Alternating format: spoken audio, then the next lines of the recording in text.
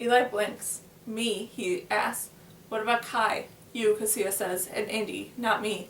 Indy looks up surprised. Someone has to get Eli down the river, Cassia says. Hunter and Indy are the only ones who know anything about water like this. Hunter's going to the mountains. Hunter checks the boat. It's almost ready. You can do it, can't you? Cassia asks Indy. Can you get Eli there and the fastest way to take him someplace safe?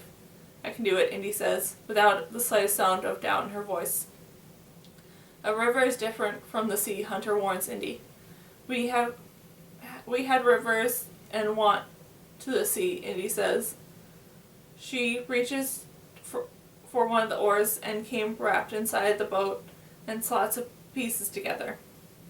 I used to run them at night for practice. The society never saw me until I went to the ocean. Wait, Eli says. We all turn. He lifts his chin and looks at me with solemn, serious eyes. I wanted to cross the plain. That's what you wanted to do first. Hunter glances over in surprise. Eli will slow him down, but Hunter is not the kind of person who leaves anyone behind. Can I come with you? Eli says. I will run as hard as I can. Yes, Hunter says. But we have to go now. I grab Eli and pull him into a hug. We'll see each other again, he says. I know it. We will, I say. I shouldn't promise a thing like this, but my eyes see Hunter's over Eli's head, and I wonder if Hunter says the same thing to Sarah when he told her goodbye. He tears away from me and throws his arm around Cassia and Indy. I look surprised. She hugs him back and straightens up. I'm ready, he says. Let's go. I hope we'll meet again, Hunter says to us. He raises his hand in a kind of salute. In the light of his headlamp, I see a blue mark all down his arm. We'll stand for one last moment looking at each other, and then Hunter turns and runs. Eli follows him.